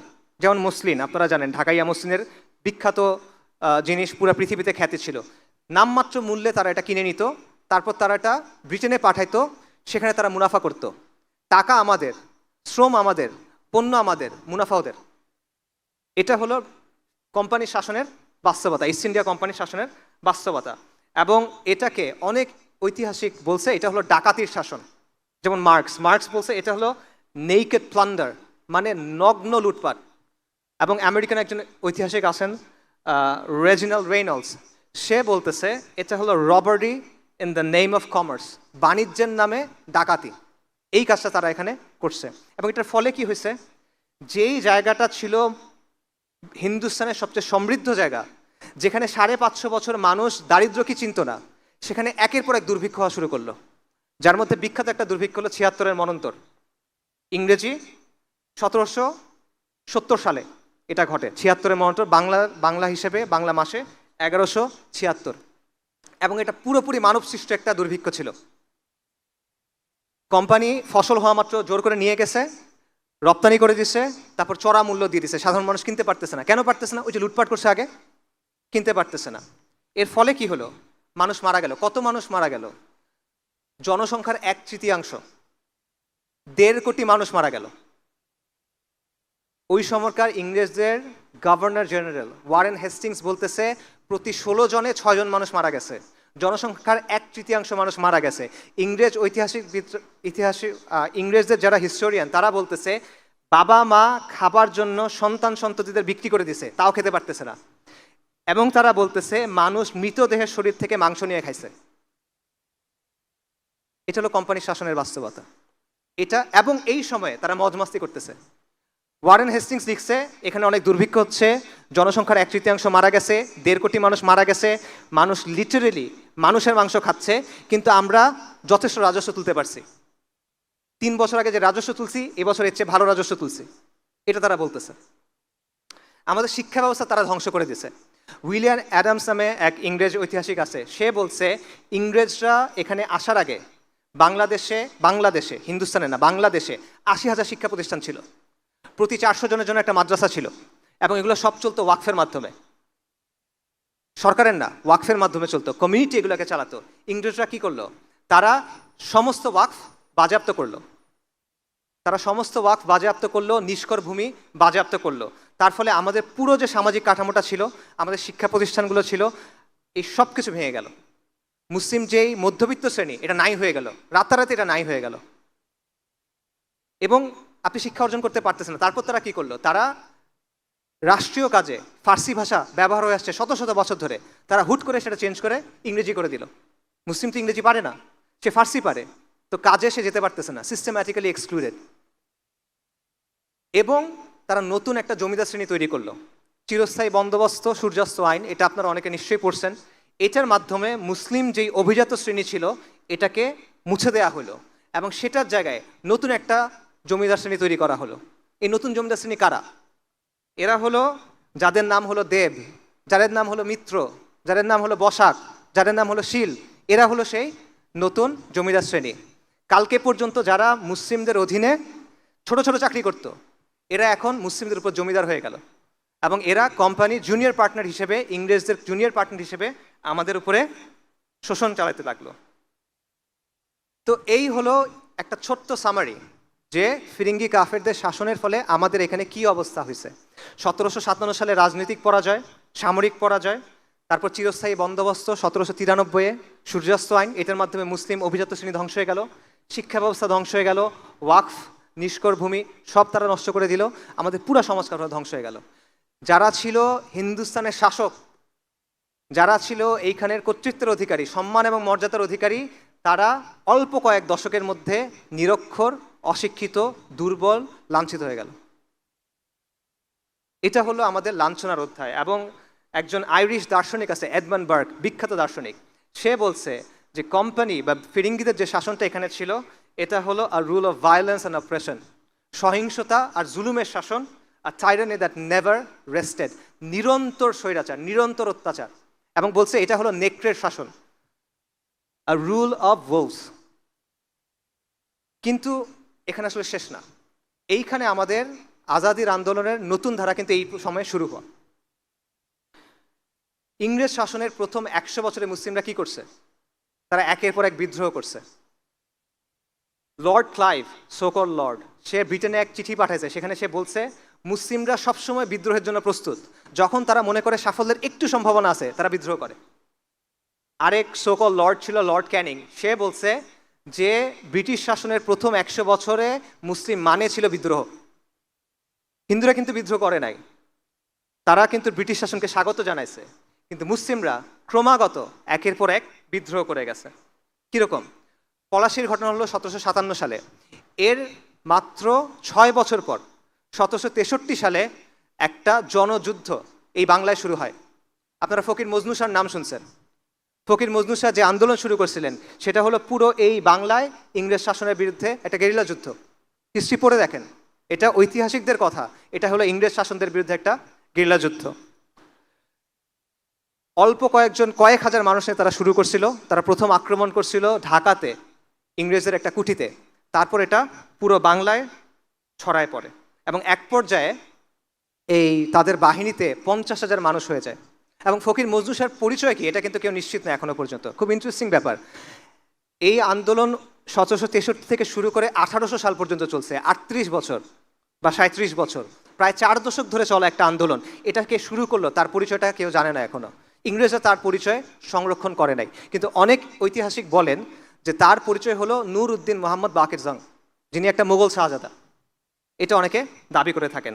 এবং এই সময়ে অনেকগুলো বিদ্রোহ ঘটলো যেগুলো একই সাথে জড়িত, যেমন ত্রিপুরাতে শমশের গাজীর বিদ্রোহ, সন্দ্বীপে আবু তোরাবের বিদ্রোহ, মোমেন শাহিতে করম শাহের বিদ্রোহ, এবং একের পর এক এরকম বিদ্রোহ চলতে থাকে কন্টিনিউয়াসলি 3 দশক। এই সময়টায় যখন বাংলায় ফকির মজনু শাহর নেতৃত্বে এই লড়াই চলতেছে বা তার অনুসারীরা লড়াই করতেছে, তখন 1798 সালে মহীশূরে টিপু সুলতান, মহীশূরের বাঘ, ইংরেজদের বিরুদ্ধে জিহাদ করতেছেন এবং তিনি এই জিহাদে শহীদ হয়ে গেলেন। তিনি যখন শহীদ হয়ে গেলেন তখন তাকে যে পরাজিত করছিল সেই ইংরেজ বাহিনীর প্রধান ছিল কর্নওয়ালিস। কর্নওয়ালিস যখন কলকাতায় আসলো তখন কলকাতার যারা ধনিক শ্রেণী, কলকাতার যারা জমিদার, কলকাতার যারা বাবুরা, তারা কি করলো? তারা তাকে একটা স্বাগতম জানাইলো, তারা তার জন্য একটা অনুষ্ঠান করলো, তারা তার জন্য বাংলা এবং ফরাসিতে একটা মানপত্র লিখে দিল। এটা ছিল বাস্তবতা। এরপর শুরু হয় উপমহাদেশের বা হিন্দুস্তানের সম্ভবত সবচেয়ে শক্তিশালী যে তাজদিদের ধারা, সেটা হলো শাহ ওয়ালিউল্লাহ মুহাদ্দিস দেহলভী রাহিমাহুল্লাহ তার শুরু করা তাজদিদ। এটা শুরুটা হলো দিল্লিতে একটা ছোট মাদ্রাসা ছিল, মাদ্রাসার রাহিমিয়া। এই মাদ্রাসার প্রতিষ্ঠাতার নাম হলো শাহ আব্দুর রাহিম। আপনারা ফতোয়া আলমগীরির নাম শুনছেন? ফতোয়া হিন্দিয়া, এটা একটা কমিটি তৈরি করছিল, সংকলন করছিল। এই কমিটিতে শাহ আব্দুর রাহিম ছিলেন এবং তার মাদ্রাসা ছিল মাদ্রাসার রাহিমিয়া। এই মাদ্রাসার যে প্রতিষ্ঠাতা শাহ আব্দুর রহিম, তার ছেলের নাম হলো শাহ ওয়ালিউল্লাহ মুহাদ্দিস দেহলভি রাহিমাহুল্লাহ। বলা হয় উনি হলেন শেখুল ইসলাম ইবনু তাইমিয়া এবং ইমাম আল গাজ্জালির মিক্স, এবং এই মিক্স খালি উপমহাদেশে সম্ভব, আর কোথাও আসলে সম্ভব না। তো উনি তাজদিদের একটা ধারা শুরু করলেন, উনি ইলমি একটা ধারা শুরু করলেন। তার ছেলে হলো শাহ আব্দুল আজিজ মুহাদ্দিস দেহলভি রাহিমাহুল্লাহ। 1803 সালে তিনি একটা ফতোয়া দিলেন। এই আলোচনা আমি অন্য জায়গাতেও করছি, আপনারা শুনছেন নিশ্চয়ই, অন্যদের কাছেও শোনার কথা, বিখ্যাত ঘটনা। 1803 সালে তিনি একটা ফতোয়া দিলেন, সেটা হলো ইংরেজদের শাসন, ফিরিঙ্গিদের যে শাসন, এই শাসনটা যেহেতু ইসলাম এখানে নাই, তাহলে ভারতবর্ষ হিন্দুস্তান এখন দারুল হার্ব, ফিকের দৃষ্টিতে এটা দারুল হার্ব। শাহ আব্দুল আজিজের এই ফতোয়া তখন অনেকেই গ্রহণ করে নিল, এবং শাহ ওয়ালিউল্লাহ মুহাদ্দিস দেহলভির যে তাজদিদের ধারা, শাহ আব্দুল আজিজ রাহিমাহুল্লাহর যেই ফতোয়া, এটার ফলাফল হলো তরিকায় মুহাম্মাদিয়া আন্দোলন বা জিহাদ আন্দোলন। এটা ইনামি পরিচিত জিহাদ আন্দোলন। ইংরেজরা এটাকে বলে ভারতবর্ষের ওয়াহাবি আন্দোলন, কিন্তু এটা আসল নাম হলো তরিকায় মুহাম্মাদিয়া। ইমাম সাইয়্যেদ আহমেদ শাহিদ, আপনারা তার নাম শুনছেন, তিনি এই আন্দোলন শুরু করলেন। ওনার জন্ম হলো 1786-তে। উনি একজন কোরাইশি হাশেমি পরিবারের থেকে, হাশেমি বনু হাশেমের থেকে, এবং উনি আলেম ছিলেন না, উনি একজন যোদ্ধা ছিলেন, উনি একজন আবেদ ছিলেন, উনি একজন জাহিদ ছিলেন, এবং ওনার ব্যাপারে যত বর্ণনা আছে এটা শুনে মনে হয় যে উনি একজন ওয়ালি ছিলেন আল্লাহ। উনি একটা জামাত তৈরি করলেন, যে জামাতটার নাম হলো তরিকায়ে মুহাম্মাদিয়া, এবং তাদের উদ্দেশ্য ছিল ভারতবর্ষ হিন্দুস্তানে মুসলিমদের জন্য একটা ভূখণ্ডে ইসলামী শাসন কায়েম করা। তাদের স্লোগান ছিল এলাই কালেমা রব্বুল আলমিন ইহিয়া সুনানে সৈয়দুল মুরসালিন। আল্লাহ রব্বুল আলমের কালেমাকে উঁচু করা, নবী সাল্লাল্লাহু আলাইহি ওয়াসাল্লামের সুন্নাহকে জীবন্ত করা। উনি পুরা ভারতবর্ষে সফর করে বেড়ালেন। 1812 সালে একবার, 1821-এর পরে একবার, পুরো ভারতবর্ষে সফর করলেন, এবং সফর করে উনি মানুষকে তাওহীদ, ঈমান, সুন্নাহ শিক্ষা দিলেন, এবং কুফর, শিরক, বিদা, জাহিলিয়াত থেকে ফেরত আসার জন্য আহ্বান করলেন। এটা প্রথমবার, প্রথম সফরের সময় পুরো ভারতে একটা নেটওয়ার্ক তৈরি হলো। পরের বার যখন গেলেন তাহলে বায়াত নিলেন। আগেরবার বায়াত ছিল তরিকায় মুহাম্মাদিয়ার বায়াত, পরের বারে বায়াত ছিল জিহাদের বায়াত।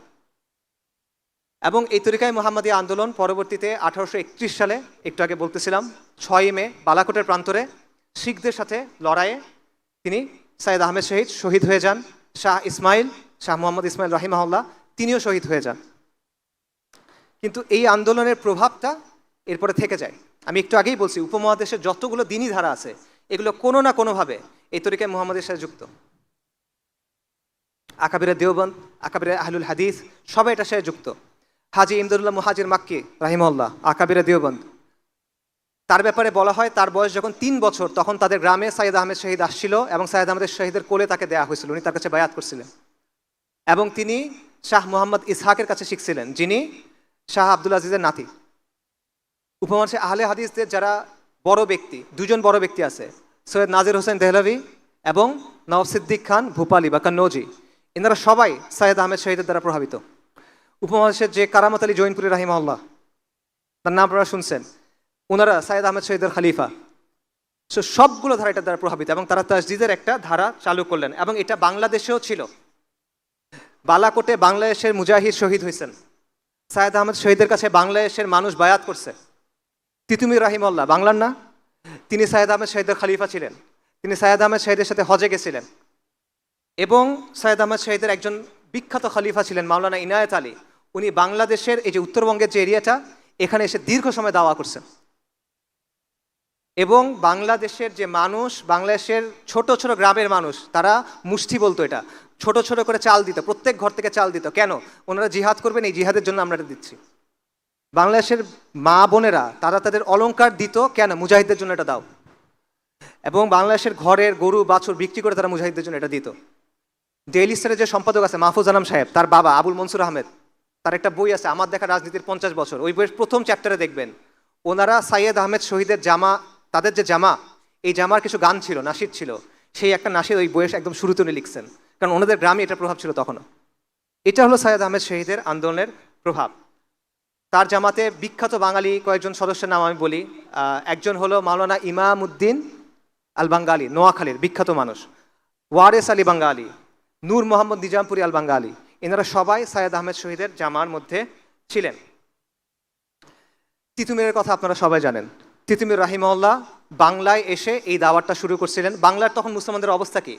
মুসলমানরা তখন ধুতি পরে, মুসলমানদের নাম হিন্দুদের মতো, মুসলমানদের নামের শুরুতে শ্রী যোগ করে, পূজার জন্য মুসলমানদের কর দিতে হয়, মসজিদ বানাতে হলে হিন্দুদের গিয়ে কর দিতে হয়, এরকম একটা অবস্থা, এবং মুসলমানরা হিন্দুদের অনুকরণ করতেছে সব কিছুর মধ্যে। এই অবস্থায় তিতুমির রাহিমাহুল্লাহ এসে কোরআন সুন্নাহর দাওয়াত দিলেন, কুফর শিরক বিদআ ফাহিশার বিরুদ্ধে দাওয়াত দিলেন, এবং তিনি মুসলিমদের বললেন যে তোমাদের নাম এরকম হইতে হবে, তোমরা ধুতি বন্ধ করে এই পড়ো, লুঙ্গি পড়ো। এই বিষয়গুলো তারা তখন করলেন, এবং তার চারপাশে বিরাট একটা জামাত তৈরি হয়ে গেল। এবং যখন জামাত তৈরি হয়ে গেল তখন এই হিন্দু জমিদাররা তার বিরোধিতা করলো, তাদের বিরুদ্ধে অ্যাটাক করা শুরু করলো। এবং তখন নারিকেল বাড়িয়াতে একটা বিরাট মসজিদ ছিল, সেইখানে তারা একটা কেল্লা তৈরি করলো, যেটার নাম হলো বাঁশের কেল্লা। এবং খণ্ড খণ্ড যুদ্ধ হলো, যেখানে তারা ইংরেজ আর্মিকেও পরাজিত করলো। 1830 নভেম্বর থেকে 1831 নভেম্বর পর্যন্ত 24 পরগনা এবং নদিয়ার বিশাল এলাকা তিতুমির রাহিমাহুল্লাহ যে জামাত দখল করে রাখছিল, এবং তিনি সেখানে ইসলামী শাসন কায়েম করছিলেন। তিনি নিজেকে বাদশা ঘোষণা করছিলেন এখানে, এবং ওখানে কাজী ছিল, ওখানে ইসলামী শরিয়া অনুযায়ী আদালত ছিল, বিচার হইত। পরবর্তীতে 1831 সালে 19 নভেম্বর বাঁশের কেল্লায় ইংরেজদের বিশাল বাহিনী আসলো। ফজরের পর আক্রমণ হলো, তিতুমির রাহিমাহুল্লাহ তার সন্তান সহ তার জামাত সহ শহীদ হয়ে গেলেন। তার বাহিনীর সেনাপতি ছিল গোলাম মাসুম, তার ভাগ্নে। তাকে ইংরেজরা বলল যে তুমি মাফ চাও, ক্ষমা চাও, তোমাকে ছেড়ে দিব। উনি বললেন আমরা ফিরিঙ্গি কাফেরদের কাছে মাফ চাইবো না। তখন ওনাকে ওইখানে ফাঁসি দেয়া হলো। এবং তখন ইংরেজ বাহিনীর এক মেজর বলতেছিল যে আমরা আজকে জিতছি, কিন্তু আজকে যারা প্রাণ দিছে সে তার নিজের ধর্মের জন্য যুদ্ধ করছে, এবং সে তার দেশের জন্য যুদ্ধ করছে, এবং তারা মহাপুরুষ। ইংরেজরা এটা বলতেছে। এটা হলো আমাদের আজাদির আন্দোলনের ধারা, এটা হলো আপনার পূর্বপুরুষ ভাই। হাজী শরীয়তুল্লাহর আন্দোলন, ফরাইজি আন্দোলন নিয়ে আমি দীর্ঘ আলোচনা করছি অন্য জায়গায়, এখানে অত কথা বলবো না। ফরাইজিদের অবস্থা সেম ছিল, বাংলার অবস্থা একই রকমের ছিল, একই রকমের কুসংস্কার, একই রকমের বেদা, একই রকমের শিরকি প্রথা বাংলার মধ্যে ঢুকে গেছিল। পার্থক্য হলো তরিকায়ে মুহাম্মাদিয়া এবং তিতুমির সরাসরি লড়াই শুরু করছেন, কিন্তু হাজী শরীয়তুল্লাহ এটা করতে পারেন নাই। তারা প্রথমে সমাজের মধ্যে দাওয়াতি কাজ করছেন, ইসলাহি কাজ করছেন, মানুষকে দিনের দিকে ডাকছেন। পরবর্তীতে তারা আন্দোলন সংগ্রাম করছেন। কীরকম? তারা কর দেন নাই, অসহযোগ আন্দোলন করছেন, তারা নীলকরদের কুঠি ঘেরাও করছেন, তারা কৃষক বিদ্রোহ করছেন, তারা খাসমহল দখল করে নিছেন। এবং তারা কি করছেন, তাদের যে অঞ্চল ছিল, যেই অঞ্চলে তাদের নিয়ন্ত্রণ ছিল, সেখানে তারা শরিয়া অনুযায়ী বিচার করতেন। অর্থাৎ ব্রিটিশ শাসনের অধীনে থেকে তারা নিজস্ব একটা ছায়া শাসন ব্যবস্থা গড়ে তুলছিলেন। এটা হলো ফরাইজি আন্দোলনের অবস্থা। এবং ফরাইজি আন্দোলনের স্লোগান ছিল যে তারা বলছিল যে জমিন যার, লাঙ্গল যার, জমিন তার। এবং তাদের স্লোগান ছিল যে সৃষ্টি যার, আইন তার। এগুলো তাদের স্লোগান। এবং এই যে তরিকায়ে মুহাম্মাদিয়া যে আন্দোলন, জিহাদ আন্দোলন, তিতুমির রাহিমাহুল্লাহ যে আন্দোলন, হাজী শরীয়তুল্লাহ যে আন্দোলন, এগুলো সব একসুতায় গাথা। এবং এটা কীরকম ছিল যে ফরাইজি আন্দোলনের প্রভাব ছিল বাংলার পূর্ব দিকে এবং দক্ষিণ দিকে, আর তরিকায়ে মুহাম্মাদিয়ার যে আন্দোলন এটার প্রভাব ছিল উত্তর এবং পশ্চিমবঙ্গে। এবং এই দুটো মিলে পুরো বাংলা কাভার হয়ে যায়। এবং ইংরেজরা এই দুটাকে একই মনে করতো, এই জন্য তারা দুটাকে বলতো ওয়াহাবি আন্দোলন, যদিও এই দুটার মধ্যে কিছু পার্থক্য ছিল। এরপর হলো ওলামায়ে সাদিকপুর। এটা হলো সাইয়েদ আহমেদ শহীদের আন্দোলনের সবচেয়ে সক্রিয় যে ধারা, সেটা হলো ওলামায়ে সাদিকপুর। সাইয়েদ আহমেদ শহীদ 1831 সালে শহীদ হয়ে গেলেন। তার দুজন বিখ্যাত খলিফা ছিলেন, একজনের নাম একটু আগে বলছি, মাওলানা উইলায়াত আলী এবং মাওলানা ইনায়াত আলী রাহিমাহুমুল্লাহ। তারা হলেন পাটনার সাদিকপুরের একটা সম্ভ্রান্ত পরিবারের সন্তান, আলেম ছিলেন তারা। তারা 1840 সালের দিকে ঠিক করলেন যে না, এই ফিরিঙ্গিরের বিরুদ্ধে আমরা আবার জিহাদ শুরু করব।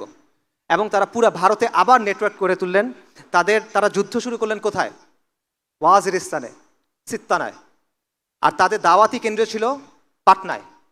আর তারা পুরো হিন্দুস্তান থেকে মানুষকে, অর্থকে সেখানে পাঠাতেন, এবং বাংলায় তাদের দাওয়াতি কাজ ছিল। বিশেষ করে মাওলানা ইনায়াত আলী রাহিমাহুল্লাহ এই বাংলার উত্তরবঙ্গে তাদের ব্যাপক কাজ ছিল। এবং 1845 থেকে শুরু করে প্রায় 30 বছর ক্রমাগত তারা ব্রিটিশদের বিরুদ্ধে ফাইট করে গেছেন। ব্রিটিশরা তাদের পরাজিত করার জন্য একের পর এক বাহিনী পাঠিয়েছে, পরাজিত করতে পারে নাই। এবং তারা বলছে এরা হলো হিন্দুস্তানে আমাদের শাসনের জন্য একটা চিরস্থায়ী হুমকি, পরাজিত করতে পারে নাই তাদেরকে। এবং বাংলায় যেটা বললাম তরিকায়ে মুহাম্মদিয়ার যে আন্দোলন, মাওলানা উলামায়ে সাদিকপুরের যে আন্দোলন, সেটার আহ, অবস্থান ছিল এবং তাদের এখানে দাওয়াতি কাজকর্ম ছিল, যেটার প্রভাব এখনও বিদ্যমান। এবং শেখ ডক্টর আসাদুল্লাহ গালিব তার একটা থিসিস আছে, সেখানে তিনি বলতেছেন যে মাওলানা ইনায়েত আলী দাওয়াতের কারণেই এই অঞ্চলগুলো এখন আহলে হাদিস, কারণ তাদের মধ্যে প্রোটো আহলে হাদিস কিছু ব্যাপার ছিল। একটা ইন্টারেস্টিং বিষয় হলো মাওলানা ইনায়েত আলী ওয়াজিরিস্তানে জিহাদ করছেন, জিহাদ আন্দোলনকে তিনি অর্গানাইজ করছেন। আবার তিনি বাংলায় ছিলেন, বাংলায় দাওয়াতি কাজ করছেন, কিন্তু বাংলায় কিন্তু তারা জিহাদ করেন নাই। ফরাজি আন্দোলন বাংলায় জিহাদ করে নাই, কিন্তু তারা ওয়াজিরিস্তানে এবং বালাকোটে সাহায্য পাঠাইছে, তিতুমিরের কাছে সাহায্য পাঠাইছে। এটা কেন? এটার সুনির্দিষ্ট কোনো উত্তর জানা যায় না, তবে এটার একটা ব্যাখ্যা হইতে পারে এরকম যে ওইখানের যে বাস্তবতা, সিত্তানার যে বাস্তবতা, দুর্গম অঞ্চল, পাহাড়ি অঞ্চল, সীমান্তবর্তী অঞ্চল, ওইখানকার মানুষ হলো গোত্রীয় মানুষ, যোদ্ধা মানুষ, এই বাস্তবতাগুলো এখানে ছিল না, যেই কারণে এখানে তারা দাওয়াতি কাজ করছেন কিন্তু লড়াই করেন নাই। আল্লাহু আলাম। এরপর হলো 1857 সালের মহা অভ্যুত্থান, যেটাকে ইংরেজরা সিপাহী বিপ্লব বলে। এটা সিপাহী বিপ্লব না, এটা হলো ইংরেজ শাসনের বিরুদ্ধে একটা অভ্যুত্থান, একটা সশস্ত্র অভ্যুত্থান ছিল এটা, যেটা ব্যর্থ হয়েছিল। কিন্তু এই অভ্যুত্থানের পেছনে মূল, এটা একটা জাতীয় অভ্যুত্থান ছিল, এখানে হিন্দুরাও অংশগ্রহণ করছে, শিখরাও অংশগ্রহণ করছে, এটা সত্য, কিন্তু এখানে মূল চালিকা ছিল মুসলিমরা, এটা ব্রিটিশ ঐতিহাসিকরা স্বীকার করে। এবং তরিকায়ে মুহাম্মদিয়ার যেই নেতারা ছিলেন তারা এখানে ব্যাপক ভূমিকা রাখছেন। যেমন মাওলানা ইনায়েত আলী, মাওলানা উলায়াত আলী হায়দ্রাবাদের যে মুসলিম সেনারা ছিল, সৈনিকরা ছিল, তাদের উদ্বুদ্ধ করছিল যে তোমরা এদের বিরুদ্ধে বিদ্রোহ করো। এবং এভাবে অন্যান্য নেতারা পাঞ্জাব এবং মাদ্রাসায় এভাবে উদ্বুদ্ধ করছিল।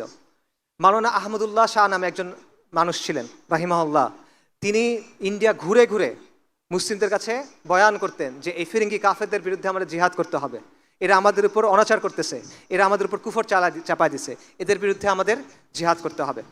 এবং এই কারণে তার মাথার উপরে 50,000 রৌপ্য মুদ্র পুরস্কার ঘোষণা করা হয়েছিল, যে মাওলানা আহমদুল্লাহর মাথা এনে দাও, তাকে 50,000 রূপা দেওয়া হবে, রৌপ্য মুদ্রা দেওয়া হবে। এবং শেষ পর্যন্ত তাকে শহীদ করে দেওয়া হয়। এবং এই কারণে 1857 যে অভ্যুত্থান, এটা যখন ব্যর্থ হলো, তখন সবচেয়ে বেশি শাস্তি দেওয়া হয়েছিল কাদের? ওলামায়ে কেরামদের। শুধুমাত্র দিল্লিতে 500 ওলামায়ে কেরামকে ফাঁসি দেওয়া হয়েছিল, এবং হাজার হাজার ওলামায়ে কেরাম এবং ছাত্রদের, তলেবুল ইলমকে হত্যা করা হয়েছিল। শামেলির কথা আপনারা জানেন, 1857 সালের কথা। উত্তরপ্রদেশে একটা জায়গা আছে শামেলি, সেই জায়গাতে ব্রিটিশরা পালা যায়, মুসলিমরা রাস্তায় বের হয়ে আসে, এবং 3-4 মাসের মতো এখানে মুসলিমদের শাসন ছিল। এই শাসনের সামগ্রিক নেতৃত্বে কে ছিল? হাজি ইমজাজুল্লাহ মুহাজির মাক্কি রাহিমাহুল্লাহ। এবং সেইখানে যোদ্ধাদের নেতৃত্বে কে ছিল? মাওলানা কাসেম নানুতুবি রাহিমাহুল্লাহ। এবং সেখানে কাজী ছিল, কাজী কে ছিল? রশিদ আহমেদ গঙ্গোহী রাহিমাহুল্লাহ। এই নামগুলো পরিচিত লাগে? এরা কারা? আকাবিরা দেওবন্দেরা। এর পরবর্তীতে ওনারা গিয়ে 1866 সালে দেওবন্দ আন্দোলন শুরু করেন, দেওবন্দ মাদ্রাসা দারুল উলুম দেওবন্দ প্রতিষ্ঠা করেন। তারাও এই সময়ে ইসলামী শরিয়া কায়েম করার চেষ্টা করছিলেন। তো এই হলো আমাদের আজাদির আন্দোলনের ধারার একটা সংক্ষিপ্ত সামারি। সংক্ষিপ্ত বলছে, এটা আরো লম্বা আলোচনা করা সম্ভব। সাহাবা মসজিদ থেকে শুরু করে শাহ মখদুম, শাহজালাল থেকে শুরু করে শাহ ওলিউল্লাহ, মজনু শাহ থেকে শুরু করে তিতু মীর, হাজি শরীয়তুল্লাহ থেকে শুরু করে হাজি ইমদাদুল্লাহ, সাইয়দ আহমেদ শহীদ থেকে শুরু করে ইনায়েত আলী রাহিমাহুমুল্লাহ। এটা হলো আমাদের উত্তরাধিকার, এটা হলো আমাদের সিলসিলা, এটা হলো আমাদের আদর্শ, এটা হলো আমাদের পরিচয়। আপনারা এই সিলসিলার মানুষ, আমাদের কাছে ইসলামটা এসে পৌঁছাইছে, আজকে এসে আমরা এখানে আলোচনা করতেছি। অবশ্যই এটা আল্লাহ আজ্জা ওয়া জাল্লার ইচ্ছা, বাকি এই মহান মানুষদের কুরবানি, এই মহান মানুষদের ত্যাগ তিতিক্ষার কারণে।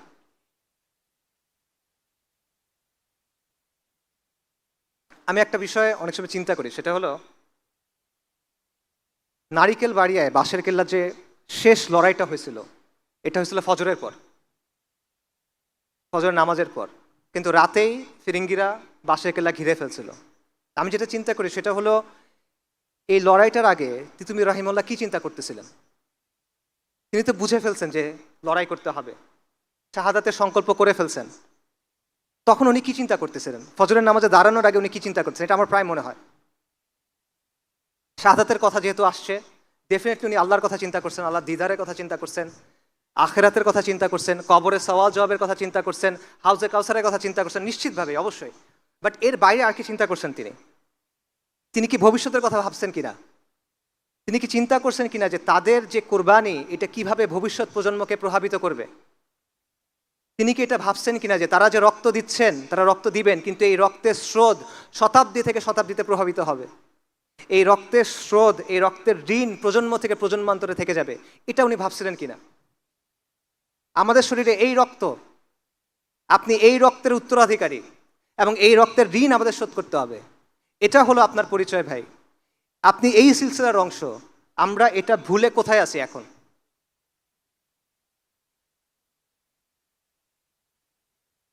চিন্তা করে দেখেন, ওনারা যদি দেখতো যে এত কুরবানির পর আজকে মুসলমানের ছেলেরা তারা কাফেরদের অনুকরণ করতেছে, তারা মুশরিকদের অনুকরণ করতেছে, তাদের কাছে আসলে কেমন লাগতো? চিন্তা করে দেখেন যে তারা যদি দেখতে, ওদের কথা বাদ দেন, যারা দিনের কথা বলে, যারা দিনকে বিজয়ী করার স্বপ্ন দেখে, তাদের আচার আচরণের মধ্যে নবী সাল্লাল্লাহু আলাইহি ওয়াসাল্লামের সুন্নাত নাই, তাদের আদব আখলাকের মধ্যে নবী সাল্লাল্লাহু আলাইহি ওয়াসাল্লামের সুন্নাত নাই, দিনের জন্য সিরিয়াসনেস নাই, খালি জজবা আছে, সাময়িক উত্তেজনা আছে। এটা যদি তারা দেখতেন, তাদের কাছে কেমন লাগতো?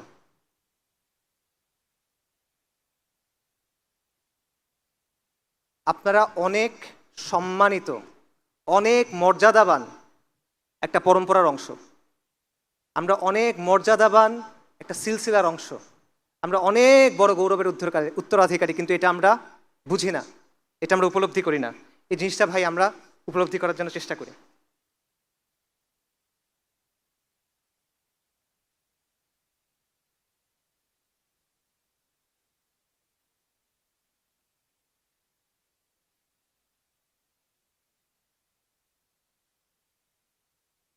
শাপলার কথায় ফেরত আসি।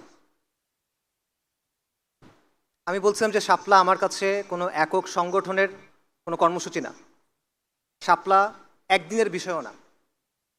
আমি মনে করি শাপলা একটা চেতনার নাম, শাপলা একটা স্বপ্নের নাম। শাপলা হলো নবী সাল্লাল্লাহু আলাইহি ওয়াসাল্লামের ভালোবাসায়, তার শান এবং মর্যাদার জন্য নিজের জান কুরবান করার জুনুন, এটা হলো শাপলা। শাপলা হলো আল্লাহর জমিনে আল্লাহর দিন কায়েম করার তামান্না। শাপলা হলো তাওহীদের ভিত্তিতে সমাজ এবং সভ্যতা নির্মাণের সংকল্প। শাপলা হলো আমাদের আজাদির আন্দোলনের ধারাবাহিকতা। এবং এই চেতনা নতুন না, আমি আপনাদের নতুন কোনো কিছুর কথা বলতেছি না। এই চেতনা এই মুসলিম বঙ্গে বারবার ফিরে ফিরে আসছে, এক একবার এক এক চেহারায়, এক একবার এক এক রূপে এটা আত্মপ্রকাশ করছে। কখনো শাহ ওলিউল্লাহ মুহাদ্দিস দেহলভী তাজদীদে, কখনো তরিকায় মুহাম্মাদিয়া জিহাদে, কখনো তিতুমিরের বাঁশের কেল্লায়, কখনো হাজী শরীয়তুল্লাহ সামাজিক আন্দোলনে। বারবার এই চেতনা ফিরে ফিরে আসছে। এই চেতনা ফিরে আসছে 1857 মহা অভ্যুত্থানে, এই চেতনা ফিরে আসছে আকাবিরে দেওবন্দের আন্দোলনে, উলেমায়ে সাদিকপুরের জিহাদে। এই চেতনা চালিত করছে মাওলানা মওদুদীকে, এই চেতনা চালিত করছে মাওলানা ইসরার আহমেদকে, এই চেতনা চালিত করছে মাওলানা আব্দুর রহিমকে এবং তাদের প্রকল্পকে, এবং এই চেতনা আলোকিত করছে শাইখুল হাদিস মুফতি আমিনী আল্লামা আহমেদ শফি তাদের কাজকে রাহিমাহুমুল্লাহ। এই চেতনা বারবার ফিরে আসছে, কখনো হয়তোবা দুর্বল হয়ে, কখনো হয়তোবা সীমাবদ্ধ হয়ে, কখনো হয়তোবা ত্রুটি নিয়ে, কখনো হয়তোবা মুমূর্ষ হয়ে, কিন্তু এই চেতনা কখনো হার মানে নাই। শত শত বছরে যে উত্থান পতন ঘটছে, কখনো এই চেতনা হার মানে নাই, বরং বন্দিত্ব, নির্বাসন, নির্যাতন এই সব কিছু উপেক্ষা করে রক্তের নদী পার হয়ে লাশের পাহাড় ঠেলে এই চেতনা বাংলায় এসে বলে গেছে লাব্বাইক ইয়া আল্লাহ লাব্বাইক। শাপলা কেবলমাত্র শাহবাগের প্রতিক্রিয়া না, শাপলা কেবল একদিনের আন্দোলন না। শাপলা হলো ফিরিঙ্গিদের চাপায় দেওয়া সেকুলার ব্যবস্থার বিরুদ্ধে, ফিরিঙ্গিদের চাপায় দেওয়া নিজামের বিরুদ্ধে বিদ্রোহ করে নিজামে ইসলাম কায়েম করার তামান্না। এমন একটা সভ্যতা কায়েম করার তামান্না যেখানে সমাজের ভিত্তি হবে ঈমান এবং ইসলামী মূল্যবোধ, যেখানে ব্যক্তি থেকে শুরু করে শাসন সব কিছু তাওহীদের ভিত্তিতে বিন্যস্ত হবে, এবং যেখানে শাসনের ভিত্তি হবে শরিয়া, আইনের উৎস হবে আল্লাহর কিতাব। যতদিন এই কওমের মধ্যে তাওহীদি চেতনা থাকবে, যতদিন এই মুসলিম বঙ্গের মানুষের মধ্যে ঈমান থাকবে, ততদিন এই চেতনা বারবার সামনে আসবে। কখনো মক্তব থেকে আসবে, কখনো মাদ্রাসা থেকে আসবে, কখনো স্কুল কলেজ বিশ্ববিদ্যালয় থেকে আসবে, কখনো গ্রামের মাটি থেকে আসবে, কখনো এই শহরের কংক্রিটের জঙ্গলের ভেতর থেকে আসবে। কিন্তু প্রজন্ম থেকে প্রজন্মে এই আন্দোলন চলবে, হাত থেকে হাতে মশাল ঘুরবে, কিন্তু আমাদের আজাদির আন্দোলন চলমান থাকবে। এবং যতদিন পর্যন্ত এই অঞ্চলের মানুষের মধ্যে ঈমান থাকবে, তাওহীদের অনুসারীরা এই মাটিতে খুঁটি গেড়ে বলবে লাব্বাইক ইয়া আল্লাহ লাব্বাইক। এই আন্দোলন চলবে যতক্ষণ পর্যন্ত এই জমিনে আল্লাহর দ্বীন কায়েম না হয়। এবং ইনশাআল্লাহ এই জমিনে আল্লাহর দিন কায়েম হবে।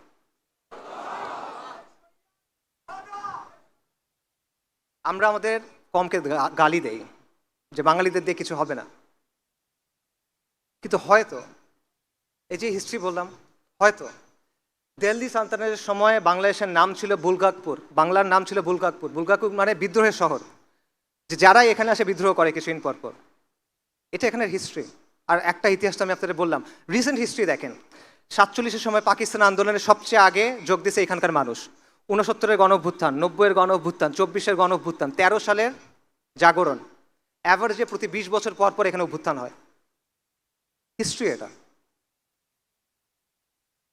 আবার হবে এখানে অভ্যুত্থান, নিশ্চিত এটা হবে, লিখে রাখেন। আরেকটা জায়গা দেখেন, এরকম উদাহরণ দেখান আমাকে, এরকম একটা জায়গার উদাহরণ দেখান যেখানে বারবার এরকম হয়, পাবেন না। আবার হবে এখানে অভ্যুত্থান, এবং পরিবর্তন সম্ভব। আল্লাহ আমাদের চোখের সামনে দেখা দিয়েছেন পরিবর্তন সম্ভব, কিন্তু এখানে আমাদের কাজ করতে হবে। আমরা কাজ না করলে হবে না। আমরা মনে করি যে আরেকজন কেউ এসে কাজটা করে দিবে, আমরা আরেকজনের জন্য অপেক্ষা করি, এভাবে হবে না। আমাদের সক্রিয় হতে হবে, আমাদের নামতে হবে, আমাদের কাজ করতে হবে, তাহলে হবে। 5ই অগস্টের কথা চিন্তা করেন, তখন অনেক মানুষের একটা প্রশ্ন ছিল, এই লং মার্চ হবে, সবাই কি আসবে, এই যে হাসিনা সে কি আসলে যাবে? তখন আমি একটা লেখা লিখছিলাম, তখন আমি বলছিলাম এত কিছু চিন্তা করার দরকার নাই। কে ডাক দিল, কে ডাক দিল না, কে কালকে থাকলো, কে কালকে থাকলো না, এগুলো নিয়ে চিন্তা করেন না। রাস্তায় নেমে যান, আপনি আগায় যান, ইনশাল্লাহ ইতিহাস হয়ে যাবে। আলহামদুলিল্লাহ ইতিহাস হয়ে গেছে। আমরা যখন নামি, আমরা যখন কাজ করি, তখন পরিবর্তন হয়ে যায়, এটা বাস্তবতা। কিন্তু যদি আমরা সত্যিকারের পরিবর্তন চাই, এরকম পরিবর্তন না যেগুলো হয়ে আসছে, প্রকৃত পরিবর্তন চাই, তাহলে আমাদের দীর্ঘমেয়াদী পরিকল্পনা করতে হবে। ওই যে বললাম, আমাদের দিনের জন্য ভালোবাসা আছে, এটাকে দায়িত্বে পরিণত করতে হবে। জজবা আছে, এটাকে দৃঢ় সংকল্পে পরিণত করতে হবে। উত্তেজনা আছে, এটাকে সুশৃঙ্খল কাজে পরিণত করতে হবে, তা না হলে হবে না। সো এই জমিনে, এই শহরে আবার একদিন অভ্যুত্থান হবে, ইন্তিফাদা হবে, লিখে রাখেন ইনশাআল্লাহ। কিন্তু সেটাকে আমরা বিপ্লব পর্যন্ত নিয়ে যাব কিনা, এটা নির্ভর করবে আমাদের উপরে। আমরা যদি দিন ইসলামের ভিত্তির উপরে প্রস্তুতি গ্রহণ না করি, আল্লাহ প্রেক্ষাপট তৈরি করে দিবেন, নিশ্চিত থাকেন, আমি বারবার বলছি নিশ্চিত থাকেন, আল্লাহ প্রেক্ষাপট প্রস্তুত করে দিবেন। কিন্তু আপনি যদি প্রস্তুতি গ্রহণ না করেন, আরও 10টা অভ্যুত্থান হবে, আরও 10 লাখ মানুষ জীবন দিবে, কিচ্ছু হবে না। আমাদের রক্ত দিয়ে ইতিহাস লেখা হবে, কিন্তু আমরা ওই ইতিহাসে আমাদের নাম থাকবে না, যেরকম আমাদের এখন থাকে না। এটা হলো বাস্তবতা। তো এটা একটা লম্বা পথ, এটা একটা দীর্ঘ পথ, এবং এটা হলো এমন পথ যেই পথের ধারে অনেক রথী মহারথী পড়ে থাকে, কঠিন পথ। এই পথে হাঁটবেন কিনা এটা আপনারা চিন্তা করেন, নিজেকে প্রশ্ন করেন, সিদ্ধান্ত নেন। ওই যে বললাম, আলোচনাগুলো যেন এমন হয়, আয়োজনগুলো যেন এমন হয়, বাসায় গিয়ে যেন কিছু নিয়ে যেতে পারেন, নিজেকে যেন প্রশ্ন করতে পারেন, নিজেকে প্রশ্ন করেন এই পথে আপনি যেতে চান কিনা, এই পথে আপনি আগাতে চান কিনা। এই কথাটা মনে থাকবে, নিজেদের শেকড়ের কথা মনে থাকবে, এই সিলসিলার কথা মনে থাকবে। অনেকে বলে যে আসিফ আদনান তরুণদের মাথা নষ্ট করতেছে। কিভাবে করতেছে? সে তার আদর্শ প্রচার করার মাধ্যমে তরুণদের মাথা নষ্ট করতেছে। এইটা হলো আমার আদর্শ। এই যে বললাম, এটা আমার আদর্শ। আমাদের আজাদির আন্দোলনের যে ধারাবাহিকতা, এটা আমার আদর্শ, আর কোনো কিছু না। আমি এখানে দাঁড়ায় যেটা বলি, আমি দরজার পেছনে একই কথাই বলি। আপনাদের মাথা নষ্ট হয়েছে? যদি আজকের পরে আপনাদের ভাইকে কখনো তুলে নিয়ে যায় কোনো গোয়েন্দা সংস্থা, তখন এই কথাগুলো মনে থাকবে? কোনটা মনে থাকবে, আমার কথা নাকি আমার কথাগুলা? আমাকে মনে না থাকলে সমস্যা নাই, হাসবুনাল্লাহু ওয়া নি'মাল ওয়াকিল। কথাগুলো যেন মনে থাকে, কারণ এইটা আমাদের অতীত, এইটা আমাদের ভবিষ্যৎ, এটা আমাদের বর্তমান। এই যে ধারাবাহিকতা, এটা আমাদের ডেস্টিনি। এটা ছাড়া আমাদের কোনো মুক্তি হবে না ভাই, সম্ভব না। ইতিহাস সাক্ষ্য দেয় যে এই জমিনে 1000 বছর ধরে ইসলাম আছে। ইতিহাস সাক্ষ্য দেয় এই জমিনের মানুষ শতাব্দীর পর শতাব্দী ইমানের জন্য সংগ্রাম করে গেছে। ইতিহাস সাক্ষ্য দেয় এখানে 550 বছর মুসলিমদের শাসন ছিল, ইনশাল্লাহ এখানে আবার ইসলামী শাসন কায়েম হবে। আমাদের আজাদির আন্দোলন পূর্ণতা পাবে ইনশাআল্লাহ, এবং এই দিনকে বিজয়ী করা, এটা আমাদের ম্যানিফেস্ট ডেস্টিনি। আমাদের আর কোনো পারপাস নাই এই দিনকে বিজয়ী করা ছাড়া। আমাদের পেছনে কারা দাঁড়ায় আছে? এইটা একটা কাফেলা, এই কাফেলার পেছনে কারা দাঁড়ায় আছে বলেন? শাহ ওয়ালিউল্লাহ, শাহ জালাল, সৈয়দ আহমেদ শহীদ, তিতুমির, শরীয়তুল্লাহ, মাওলানা উলায়াত আলী, মাওলানা ইনায়াত আলী, আকাবিরে দেওবন্দ, তারা আমাদের পেছনে দাঁড়ায় আছেন। আর এই কাফেলার শেষ মাথা কোথায় বলেন? এই কাফেলার শেষ মাথায় কারা দাঁড়ায় আছে?